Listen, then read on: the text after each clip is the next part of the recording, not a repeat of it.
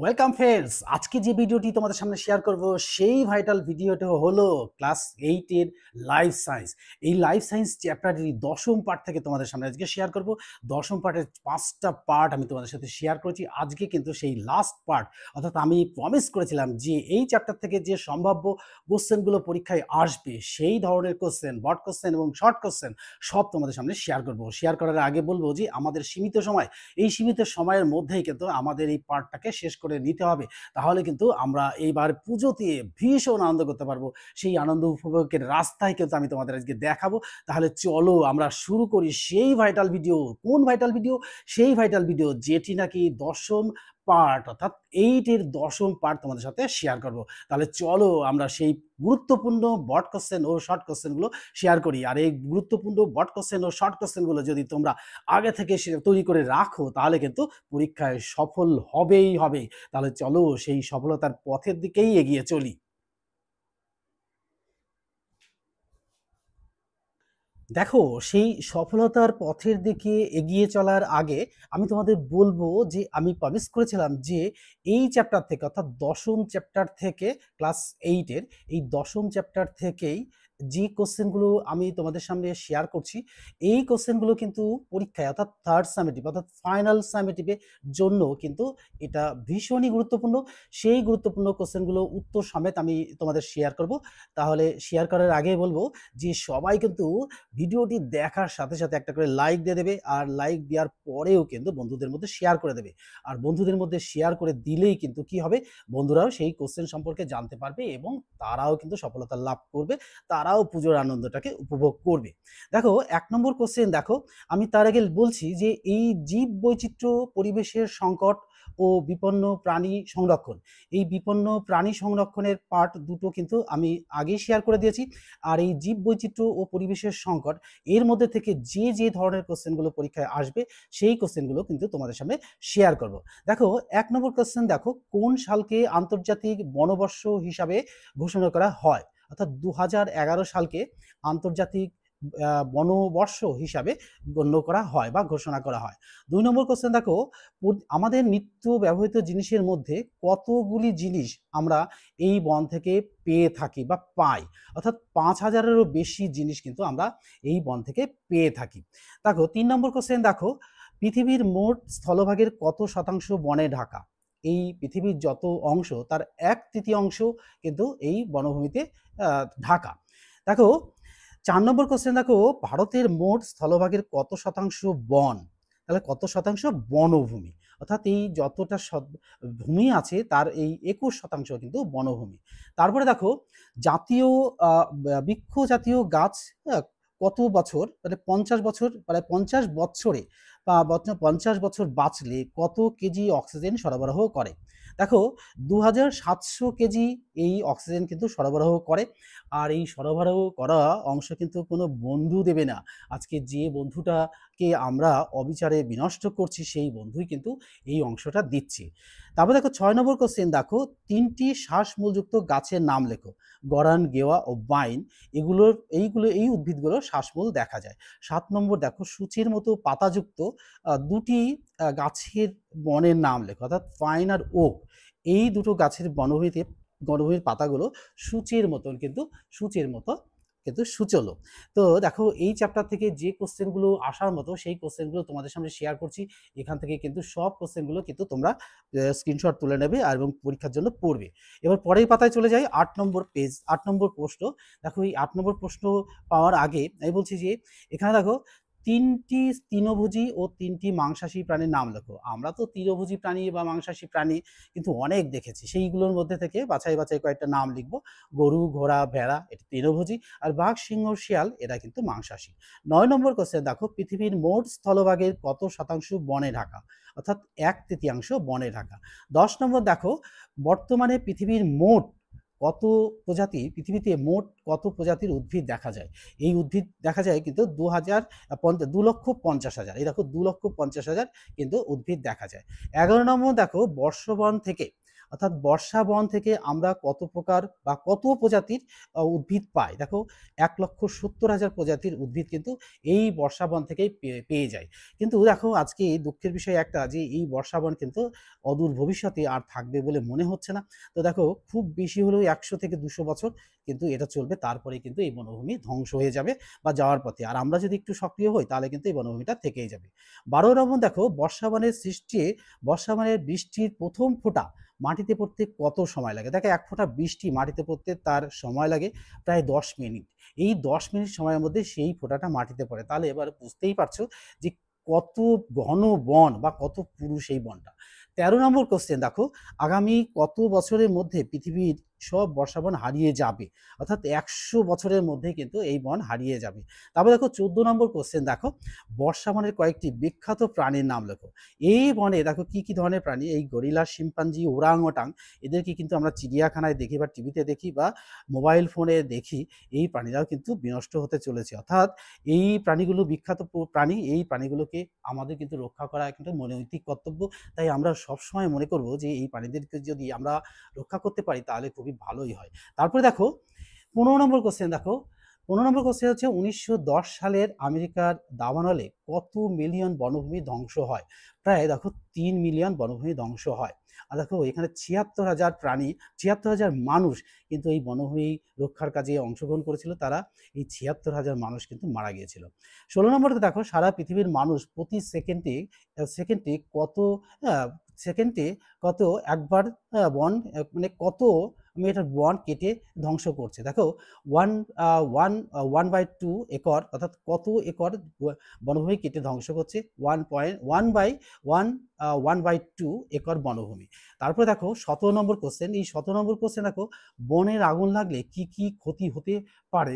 এর জন্য একটা বড় কোশ্চেন কিন্তু 248 পাতায়, অর্থাৎ আমাদের পরিবেশের 248 পাতায়, অর্থাৎ পরিবেশ ও বিজ্ঞান অষ্টম শ্রেণীর এর বইয়ে 248 পাতায় এই কোশ্চেনটা আছে। এবং তাও আমি বলবো যে বনভূমি রক্ষার জন্য মানে বনে আগুন লাগলে আমাদের কি কি কর্তব্য, সেই কর্তব্যগুলো পালন করাই হচ্ছে এই বনভূমি রক্ষার কিন্তু মূল বিষয়।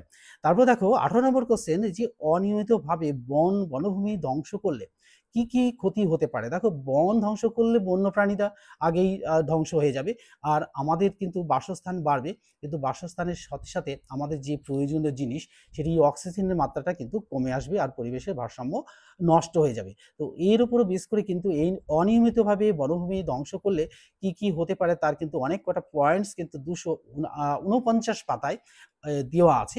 এই বই থেকে কিন্তু তোমরা একটু দেখে নেবে। তা সত্ত্বেও আমি তোমাদের বলবো যে এই বনভূমি রক্ষার নৈতিক দায়িত্ব কিন্তু আমাদের উপরে, অর্থাৎ আমাদের মানে হচ্ছে total amount of peoples of the world. এই সব মানুষ যদি আমরা একত্রিত হয়ে বনভূমি রক্ষার কাজে অংশগ্রহণ করি তাহলে কিন্তু বনভূমি আর ধ্বংস হবে না। তারপর দেখো 19 নম্বর কোশ্চেন, অর্থাৎ বনভূমি রক্ষার জন্য আমাদের কোন কোন পদ্ধতি অবলম্বন করা উচিত তা কিন্তু আলোচনা করো। এই 249 পাতায়, এই 248 থেকে 49 পাতায় 3টি বড় কোশ্চেন কিন্তু পরীক্ষায় সম্ভাব্য, ভেরি ভেরি ইম্পর্টেন্ট ধরে রাখতে পারো। এই কোশ্চেন 3টেই কিন্তু ভেরি ইম্পর্টেন্ট, আমি তোমাকে টিক দিয়ে দিচ্ছি। এই 3টে কোশ্চেন কিন্তু তোমরা ভালো করে পড়বে, আর ভালো করে পড়লেই কিন্তু সফলতা লাভ করবে। তারপর দেখো 20 নম্বর কোশ্চেন, অর্থাৎ পশ্চিমবঙ্গের প্রধান দুটি বনভূমির নাম লেখো। তো পশ্চিমবঙ্গের মানুষ, আমরা পশ্চিমবঙ্গ থেকে ভিডিওটি শেয়ার করছি। তো দেখো এই পশ্চিমবঙ্গের মানুষের কাছে সবচেয়ে বিখ্যাত বন হচ্ছে উত্তরবঙ্গের বনভূমি ও সুন্দরবনের ম্যানগ্রোভ বনভূমি। দেখো ওই সুন্দরবন পৃথিবীতে মাত্র এই সুন্দরবন অর্থাৎ আমাদের এই রাজ্যেই রয়েছে সবচেয়ে বেশি পরিমাণে। তো দেখো এই বনভূমি কিন্তু খুবই বিখ্যাত। তারপর দেখো 21 নম্বর কোশ্চেন, অর্থাৎ ম্যানগ্রোভ অরণ্যের কয়েকটি উদ্ভিদের নাম লেখো। তো এখানে কি ধরনের বনভূমি দেখা যায় তার সেই বনভূমির নাম অনুসারে, অর্থাৎ উদ্ভিদের নাম অনুসারে কিন্তু এই বনের নাম হয়েছে সেই সুন্দরবন। তো সুন্দরবনের বিখ্যাত গাছগুলি হলো সুন্দরী, গরান, গেওয়া, হেতাল ইত্যাদি ইত্যাদি গাছগুলো এই বনভূমিতে দেখা যায়। তো এই বনভূমির গাছের কিন্তু একটা উল্লেখযোগ্য বৈশিষ্ট্য আছে, এদের শ্বাসমূল দেখা যায়। এই শ্বাসমূল দেখা যায়, দেখো আমাদের এখানে ঘুরে বেড়ালেও কিন্তু কোথাও এই সমতল অঞ্চলের কোথাও কিন্তু শ্বাসমূলযুক্ত গাছ দেখতে পাবো না। এই সুন্দরবন না গেলে, অর্থাৎ ম্যানগ্রোভ অরণ্যে না গেলে কিন্তু আমরা এই ধরনের উদ্ভিদকে দেখতে পারবো না। তাই এই ম্যানগ্রোভ অরণ্য পৃথিবীর মধ্যে কিন্তু একটা বিখ্যাত অরণ্য। এটা কিন্তু ভেরি ইম্পর্টেন্ট, এটাও কিন্তু ভেরি ইম্পর্টেন্ট। তো এই ধরনের কোশ্চেনগুলো আমরা যদি পরীক্ষায় আগেই কিন্তু যদি একটু ঠিকঠাক করে তৈরি করে রাখতে পারি, তাহলে কিন্তু আমাদের থার্ড সামেটিভ পরীক্ষায় কিন্তু নম্বরটা কিন্তু 100%ই পেয়ে যাব। তাই আমি লিখেছি যে বোর্ডে লিখেছি যে 100% কমন অষ্টম শ্রেণী, অর্থাৎ 2025 সালে যারা এই অষ্টম শ্রেণীতে পড়ছো তাদের জন্য কিন্তু খুবই কিন্তু গুরুত্বপূর্ণ। দেখো, তারপর দেখো 22 নম্বর কোশ্চেন, দেখো যে এই কেল্পটা কি? এই কেল্প হলো এক ধরনের সামুদ্রিক প্রাণী। হ্যাঁ, এই প্রাণীরা কিন্তু সমুদ্রেই বসবাস করে। 23 নম্বর কোশ্চেন, দেখো 3টি অমেরুদণ্ডী সামুদ্রিক প্রাণীর নাম লেখো। এই অমেরুদণ্ডী প্রাণী মানেই হচ্ছে যাদের মেরুদণ্ড বিহীন, অর্থাৎ একটা হাড়ের কাঠামো নেই, সেই ধরনের প্রাণী হলো জেলিফিশ, সাগর কুসুম ও চিংড়ি। চিংড়ি মাছ তো আমরা দেখেছি, কিন্তু সমুদ্রের স্কুইড ধরনের এক প্রকার মাছও দেখতে পাই চিংড়ির মতো, এরাও কিন্তু এই অমেরুদণ্ডী প্রাণী। তারপর দেখো লুসিকেরিনটা কি? এই লুসিকেরিন দেখো এই বায়ো নিমেস, হ্যাঁ, নিমেসের জীবদেহের একটা অংশ, দেহের এক প্রকার প্রোটিনযুক্ত রঞ্জক পদার্থই হলো এই যে লুসিকেরিন। হ্যাঁ, লুসিফেরিন, নট কেরিন, ফেরিন, লুসিফেরিন। আর লুসিফারেজ, এই লুসিফারেজটা কি? দেখো লুসিফারেজ হলো যে এই মিনেসের দেহের একটি এক প্রকার উৎসেচক পদার্থ। এই পদার্থটা কিন্তু এই লুসিফেরাজি নামে পরিচিত। এটা কিন্তু ভেরি ইম্পর্টেন্ট, এই ধরনের কোশ্চেন কিন্তু ভেরি ইম্পর্টেন্ট। তারপর দেখো 26 নম্বর কোশ্চেন, দেখো ঠান্ডা আলো কি? বা টিকা লেখো। এই ঠান্ডা আলো এক প্রকার প্রাণীর দেহের থেকে কিন্তু তৈরি হয়। এটা কিন্তু পেজটা কিন্তু 254 পেজেই কিন্তু এটা বিস্তারিত দেওয়া আছে। তো প্রয়োজন হলে আমি তোমাদের ওই 254 পেজটা কিন্তু দেখিয়ে দেবো, একটু পরেই দেখিয়ে দিচ্ছি। তারপর দেখো 27 নম্বর কোশ্চেন, এই প্ল্যাঙ্কটন কে? এই প্ল্যাঙ্কটন দেখো এরা এক প্রকার সামুদ্রিক জলজ জীব। এই প্ল্যাঙ্কটন কিন্তু ভেরি ইম্পর্টেন্ট কোশ্চেন। তারপর দেখো জু প্ল্যাঙ্কটন কি? এরা এক প্রকার সামুদ্রিক জলজ জীব। এরাই কিন্তু এই জু প্ল্যাঙ্কটন নামে পরিচিত। 29 নম্বর কোশ্চেন, দেখো ডায়াটম কি? এরা এক প্রকার এককোষী সামুদ্রিক প্রাণী। এই ডায়াটম দেখো নিচের একদম নিচের দিকে, ভালো করে কিন্তু কোশ্চেন কিন্তু দেখে নেবে। আর কোশ্চেনগুলো কিন্তু ভেরি ইম্পর্টেন্ট, এই কোশ্চেন কিন্তু পরীক্ষায় আসার মতোই, এগুলো কিন্তু পড়বেই। আর এর বাইরে এই চ্যাপ্টার থেকে কোনো কোশ্চেন আসতে পারে না। তাই আমি বলবো এই কোশ্চেনগুলো কিন্তু তোমরা সবাই গুরুত্ব সহকারে পড়বে। তারপর দেখো 30 নম্বর কোশ্চেন, সাগর কুসুম কি? এই সাগর কুসুম এরা এক প্রকার সামুদ্রিক প্রাণী। তারপর দেখো 31 নম্বর কোশ্চেন, দ্য স্কুইড কত ফুট লম্বা হয়? দেখো 50 থেকে 60 ফুট। একটা মাছ, দেখো এরা মাছ বা পোকা বা কীট ধরতে পারো, যে এরা কিন্তু সামুদ্রিক প্রাণী, এরা কিন্তু 50 থেকে 60 ফুট পর্যন্ত লম্বা হয়। তা দেখো 32 নম্বর কোশ্চেন, সামুদ্রিক ফেনা কোন প্রাণীর দেহের অংশ? অর্থাৎ এই ক্যাটল ফিশের দেহের অংশবিশেষ কিন্তু সামুদ্রিক ফেনা, তারা মরে যাওয়ার পর তাদের অংশবিশেষ সমুদ্রের তীরবর্তী অঞ্চলগুলিতে এরা কিন্তু জমে থাকে, এগুলো জমে থাকে। আর এইগুলোই কিন্তু এই সমুদ্রের ফেনা। এই সমুদ্রের ফেনাও কিন্তু আমাদের অনেক কাজে লাগে। যেমন দেখো সমুদ্রের ফেনা নুন জাতীয়, এই ফেনাকে শক্ত মতন হয়, ধুনোর মতন। এদেরকে এইগুলো দিয়ে, এগুলো যদি জলের সঙ্গে ঘষে একটু গরম করে সেই জলটা কোনো ব্যথা স্থানে লাগানো হয়, তাহলে কিন্তু ব্যথাটা উপশম হয়। তারপর দেখো 33 নম্বর কোশ্চেন, হাঙর মাছের দেহের এই কঙ্কাল কি দিয়ে তৈরি? দেখো অত বড় একটা মাছ, এই মাছের কঙ্কালটা কি দিয়ে তৈরি? দেখো কোনো শক্ত হাড়ের কাঠামো নেই, এই কার্টিলেজ দিয়ে এক প্রকার নরম পদার্থ দিয়ে কিন্তু এদের দেহটা তৈরি। তারপর দেখো 34 নম্বর কোশ্চেন, মরুভূমির সবচেয়ে বিষাক্ত সাপ কোনটি? যে সাপের কথা শুনলেই কিন্তু আমাদের প্রাণটা কিন্তু কেঁপে ওঠে, যে সেই সাপটা হচ্ছে এই র্যাটল স্নেক। এই র্যাটল স্নেকের কিন্তু বৈশিষ্ট্য হচ্ছে এদের লেজ থেকে ঝুমঝুম আওয়াজ হয়, এই আওয়াজে কিন্তু অন্য প্রাণীরা আকৃষ্ট হয় এবং এরা সেই প্রাণীকে শিকার করে খেয়ে ফেলে। তারপর দেখো 35 নম্বর কোশ্চেন, থর মরুভূমির উল্লেখযোগ্য প্রাণী কোনটি? দেখো এই কৃষ্ণসার হরিণ কিন্তু আমরা কোথাও দেখতে পাবো না, যদি থর মরুভূমিতে যাই সেখানে গিয়ে দেখতে পাবো। তবে চিড়িয়াখানায় এদের নিয়ে এসে রাখা হয়, কিন্তু তাদের কিন্তু কঠিন কষ্টের মধ্যে রাখা হয় মানে কষ্ট পায়, তারা ওই উত্তাপের মধ্যে থাকে, তো তাই ওদের অত কষ্ট হয়। 36 নম্বর, দেখো উট কত গ্যালন জল একসঙ্গে পান করে? দেখো 25 গ্যালন জল কিন্তু এরা পান করে। তারপর দেখো 37 নম্বর কোশ্চেন, অর্থাৎ মেসকুইট কি? মেসকুইট গাছ কোথায় দেখা যায়? দেখো মেসকুইট গাছ এই মরুভূমির বালিয়াড়ির কাছে এরা জন্মায়। তারপর দেখো 38 নম্বর কোশ্চেন, দেখো মরুভূমির জাহাজ কোন প্রাণী? তো আমরা ছোট্টবেলা থেকে পড়ে আসছি যে মরুভূমির জাহাজ হলো এই উট। এই উটকেই কিন্তু মরুভূমির জাহাজ বলা হয়। ভেরি ভেরি ইম্পর্টেন্ট কোশ্চেন, কিন্তু এইগুলো কিন্তু পড়বেই। তো আমি বলবো যে এই চ্যাপ্টার থেকে যে কোশ্চেনগুলো তোমাদের সাথে শেয়ার করেছি সব কটা কোশ্চেন কিন্তু ভেরি ভেরি ইম্পর্টেন্ট। এই কোশ্চেনগুলো কিন্তু 1 নম্বরে সোজাসুজি কাকে বলে আসতে পারে, আর টিক দ্য কারেক্ট অ্যান্সারে আসতে পারে, ফিল ইন দ্য ব্ল্যাঙ্কস আসতে পারে, ম্যাচিং আসতে পারে, যে কোনোভাবেই কিন্তু কোশ্চেনগুলো আসতে পারে। তারপর দেখো সাগুয়ারা গাছ কত ফুট লম্বা হয়? এটা একটা বৃক্ষের মতো, অর্থাৎ কত বছর বাঁচে? দেখো এরা প্রায় 50 ফুট লম্বা, আমাদের এখানে প্রায় একটা নারকেল গাছের সমান। এরা কিন্তু প্রায় 200 বছর বাঁচে। তারপর দেখো 40 নম্বর কোশ্চেন, দেখো একটি ঠান্ডা মরুভূমির নাম লেখো। অর্থাৎ মরুভূমি মানে গরম নয়, অর্থাৎ মরুভূমিও কিন্তু ঠান্ডা হয়। এই এশিয়ারই এই গোবি মরুভূমি কিন্তু ঠান্ডা মরুভূমি। এই মরুভূমিতে কিন্তু ঠান্ডাটা অনুভব করা যায়। 41 নম্বর কোশ্চেন, দেখো যে মরুভূমির থর মরুভূমির অবস্থানটা কোথায়? এই ভারতেরই কিন্তু রাজস্থানে কিন্তু এই থর মরুভূমির অবস্থান। এই আর জারবিল কি? দেখো জারবিল হলো, অর্থাৎ 42 নম্বর কোশ্চেন, দেখো জারবিল কি? জারবিল হলো মরু অঞ্চলের এক প্রকার ইঁদুর জাতীয় প্রাণী। ইঁদুরের মতোই দেখতে, কিন্তু একটু বড় ধরনের, শুকরের মতন মুখ, ছোট্ট বাচ্চা শুকরের মতন মুখটা দেখতে। এটা কিন্তু এই মরুভূমিতেই বসবাস করে। তারপর দেখো 43 নম্বর কোশ্চেন তোমাদের সামনে শেয়ার করছি। দেখো বাস্টার্ড কি? অর্থাৎ বাস্টার্ড হলো মরু অঞ্চলের সবচেয়ে বড় পাখি। এই পাখি কিন্তু মরুভূমিতেই দেখা যায়, আর কোথাও দেখা যায় না। তা আমি বলবো এই কোশ্চেনগুলো পড়বে, আর কিন্তু বন্ধুদের মধ্যে শেয়ার করতে কিন্তু ভুলবেই না। বন্ধুদের মধ্যে শেয়ার করে দিলে পরে, আর একটা লাইক দিয়ে দিলে কিন্তু আমিও ভীষণভাবে মোটিভেটেড হব। তাই তোমাদের মাঝে মাঝেই মনে করে দিই যে বন্ধুদের মধ্যে শেয়ার করে দিলে কি হবে, বন্ধুরা কিন্তু জানতে পারবে আর আমিও মোটিভেটেড হব। এবার চলে আসি যে 44 নম্বর কাছে, বুশম্যান কাদের বলে? অর্থাৎ মরু অঞ্চলে বসবাসকারী মানুষদেরই কিন্তু বলা হয় এই বুশম্যান। তাহলে দেখো সেল বুশম্যান কাদের বলে? অর্থাৎ কালাহারি মরুভূমিতে বসবাসকারী এক প্রকার প্রাণী থাকে, তাকেই কিন্তু এই সেল বুশম্যান বলা হয়। 45 নম্বর কোশ্চেন, এই যে দেখতে পাচ্ছ 45 নম্বর কোশ্চেনের পরে আমরা চলে যাব 46 নম্বর কোশ্চেন, অর্থাৎ ইউনাইটেড নেশনস কোন সালকে আন্তর্জাতিক মরুভূমি বা মরুকরণ রূপে ঘোষণা করেছেন? এই 2006 সালকে কিন্তু এটা ঘোষণা করেছেন। 47 নম্বর, দেখো এই পুয়েবল বলে কি? অর্থাৎ এই মরু অঞ্চলে পাথরের তৈরি বাড়িগুলি কি বলা হয়? এই পুয়েবলা। এই পুয়েবলা কিন্তু ভেরি ইম্পর্টেন্ট কোশ্চেন, এটাও কিন্তু পড়বে। হ্যাঁ, তারপরে দেখো 48 নম্বর কোশ্চেন, আন্তর্জাতিক পক্ষী মহাসভা কত সালে গঠন করা হয়? অর্থাৎ 1905 সালে কিন্তু এটা গঠন করা হয়। 49 নম্বর, দেখো কুকুরে টানা গাড়ি। আমরা কুকুর দেখেছি, যে কুকুরকে আমরা গৃহপালিত পশু হিসাবে এখানে পুষি বা আমাদের সমতল অঞ্চলে পুষি, সেই পশুগুলিকে কিন্তু মেরু অঞ্চল, অর্থাৎ ঠান্ডার দেশের মানুষরা সেই পশুগুলিকে পুষে তাদের ভীষণ প্রয়োজনের কাজে। এই কুকুরের টানা গাড়িকেই বলা হয় স্লেজ। এই গাড়িতে করে তারা মেরু অঞ্চলের কিন্তু এই ঠান্ডার মধ্যে চলাফেরা করে। এবার শেষ কোশ্চেন, এস্কিমোদের তৈরি বাড়িকে কি বলা হয়? এই এস্কিমোদের তৈরি বাড়িকে বলা হয় ইগলু।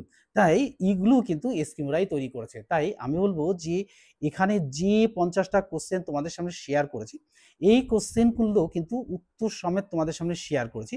উত্তর সমেত করে দিলে তোমাদের কিন্তু আর খাটতে হয় না। তাই আমি বলেছি যে আমরা পুজোর আনন্দ উপভোগ করব।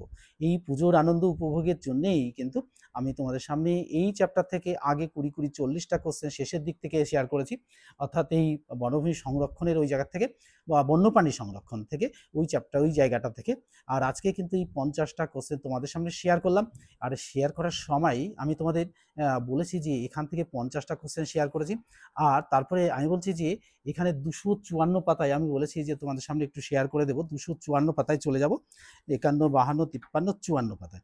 দেখো এই 254 পাতায় গিয়ে আমরা কি এই ঠান্ডা আলো কিন্তু আমরা তোমাদের সামনে শেয়ার করতে বলবো। যে এই দেখো আমি তোমাদের সামনে নিয়ে হাজির হয়েছি, যে দেখো এই যে দেখো এখান থেকে তৈরি করাই আছে, যে তৈরি হলো বলছে বলছে যে এখান থেকে শুরু করি, যে অক্সিজেনের উপস্থিতিতে এই দুইয়ের রাসায়নিক বিক্রিয়ায় রাসায়নিক শক্তি পরিণত আলো শক্তি রূপান্তরিত হয়। এইখান থেকে তৈরি হয় ঠান্ডা আলো বা এই বায়োলুমিনেসেন্স। এটা এখান থেকে কিন্তু এইটুকু কিন্তু তোমরা কিন্তু স্ক্রিনশট তুলে নেবে, যাদের কাছে বই নেই তারা স্ক্রিনশটটা তুলে নেবে। তারপরে আরেকটা কোশ্চেন আমি তোমাদের বলেছি যে আমি তোমাদের সামনে পেজটাকে শেয়ার করে দেবো। দেখো 249 পেজে চলে যাব আমরা। 249 পেজে চলে গিয়ে 49, এই 248, 249 পেজ। দেখো 249 পেজে 49, 48, 49 তিনটে পেজ, তিনটেই কিন্তু এখানে ভেরি ইম্পর্টেন্ট। আগে তোমাদের সামনে শেয়ার করছি 248 পেজটাই আগে শেয়ার করি। 17 নম্বর কোশ্চেন যে বনে আগুন লাগলে কি কি ক্ষতি হয় তা লেখো। দেখো এই যে বনে আগুন লাগলে কি কি ক্ষতি হয়, এই জায়গা থেকে এইটুকু কিন্তু তোমরা লিখে দেবে, এটুকু লিখলেই যথেষ্ট হয়ে যাবে। তারপরে দেখো আরেকটা কোশ্চেন, তোমাদের স্ক্রিনশট তুলে নাও। তারপরে দেখো আরেকটা কোশ্চেন, কিন্তু দেখো অনিয়মিতভাবে বনভূমি ধ্বংস করলে কি কি ক্ষতি হতে পারে তা লেখো। পেজ হচ্ছে 249, এই 249 পাতায় দেখো এই যে ধ্বংস হয়, দেখো বনভূমি কেটে ফেললে কি কি ধ্বংস হতে পারে বা কি কি ক্ষতি হতে পারে, এটা কিন্তু এখান থেকে এইটুকুর মধ্যে লিখে দেবে। এটা পেজটা হচ্ছে 249 পেজ, এটা তুলে নেবে। আর তারপরে দেখো 249 পেজেই দেখো আরেকটা কোশ্চেন, যে কোশ্চেনটা হচ্ছে যে বনভূমি রক্ষার জন্য আমাদের কোন কোন পদ্ধতি অবলম্বন করা উচিত বা আলোচনা করো। এই 249 পাতায় এই যে বনভূমিকে বাঁচানোর জন্য আমাদের কি কি করা উচিত, এখান থেকে কিন্তু প্রশ্নের উত্তরটা রয়েছে। আর দেখো এই পার্টটায় এখানে গেছি, একটুখানি পার্ট কিন্তু এই জায়গাটা রয়েছে, এটাও কিন্তু তুলে নেবে। এটাকে আমি তোমাদের একটু ভালো করে ধরছি, স্ক্রিনশট তুলে নেবে, এইটুকু পর্যন্ত তুলে নেবে। তাহলে দেখো আজকে এই যে গুরুত্বপূর্ণ ভিডিওটি তোমাদের সামনে শেয়ার করলাম, এই ভিডিওটি তোমাদের কেমন লাগলো কমেন্ট বক্সে লিখবে, বন্ধুদের মধ্যে শেয়ার করে দেবে। আর কি করবে, চ্যানেলটিকে সাবস্ক্রাইব যারা করনি তারা এখনই কিন্তু সাবস্ক্রাইব করে দেবে। আর তাহলে কি হবে, আমিও ভীষণভাবে মোটিভেটেড হব আর এইরকম গুরুত্বপূর্ণ ভিডিও নিয়ে তোমাদের সামনে হাজির হব। আবার পরের ভিডিওতে তোমাদের সাথে দেখা হচ্ছে। Good bye friends.